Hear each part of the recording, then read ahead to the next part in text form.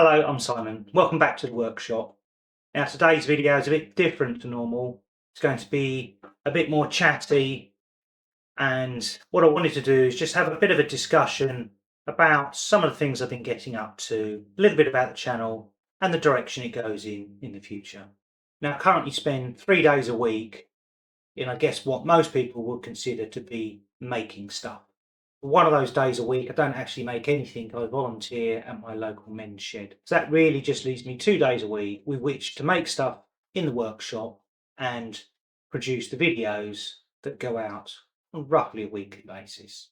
Now, there's a load of things that I make that I don't produce content for, or activities in the workshop that I don't produce content for, such as just the usual upkeep of a workshop, like keeping the thing tidy. But there are also things like returns from my 3-year-old nephew who's broken the mast on the boat and wants it to go back into dry dock so that it can be repaired. And then there are the slim wallets that I started to build for some friends and got a bit bored of and have never finished. These have been sitting like this for probably half a year now. I really need to get them finished. And then there are other jobs that I do around the house that are sort of DIY or maker sort of related. Got a few ideas that I've been researching and are running around in my head about projects for future videos. None of them are solidified yet, but I've been working with the idea of a tool tote, so a small toolbox that you can carry around from either place to place if you're doing little jobs for friends and family, or just moving from workspace to workspace so that you've got all of your usually used tools all handy. So I've got some designs there that I'm playing with. The designs are really just at the stage of, they're at the stage of research. I haven't actually yet worked out how to make the things or the approach I'm going to take to making the things, but I do have a conceptual design of that. A similar sort of thing that I've been looking at is what I'm sort of calling a household handy. I sort of think of this as a toolbox come housework box maybe that incorporates a stall that can hold all your cleaning products, that you can move from room to room when you're doing the housework, or it could be used equally well, say, in your greenhouse and potting shed for all of your seeds and your small hand tools, or it could be used in a workshop and actually have your main tools in it and replace the tools that you'd have, say, in the tool tote that I mentioned earlier. Another thing that's been going on in my head about this is if someone has a new house and you want to give them a gift, it's much nicer to give them a gift that is personal to you. And I was thinking, well, a box that becomes a stall that's got a few household type DIY tools in it, like a tack hammer and some hooks, a couple of screwdrivers, a level, that sort of thing, that you can put away under the stairs when you're not using it, but it's got all of those little tools that sometimes come in handy, especially if you've got a new home. That sort of idea is going on in my head as well. So I've got a few competing use cases for this project, but I'm sort of thinking of it as a household handy. Quite where that ends up, I'm not completely sure. But I've got a few ideas on the design of that based on some research I've been doing. Now, I've made a few everyday carry type items, such as my little USB stick and the pen and the torch and my pen knife. I'd like to add to that collection, and for the collection to continue to sort of have the same theme of a dark teak sort of accents.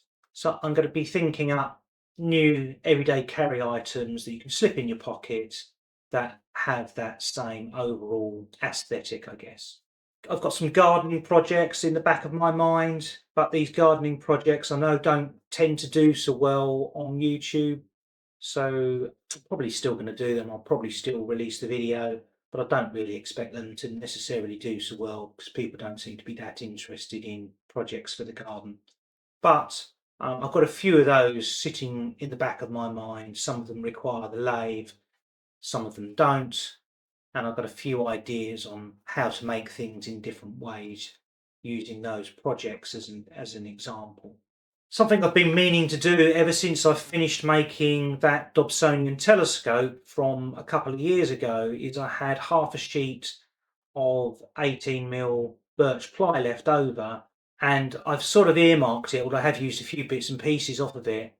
I've sort of earmarked it to build a new worktop for my workmate. And this is my workmate, and I've got a bit of MDF on the top of it at the moment just to make it tidy so that the video looks a bit nicer.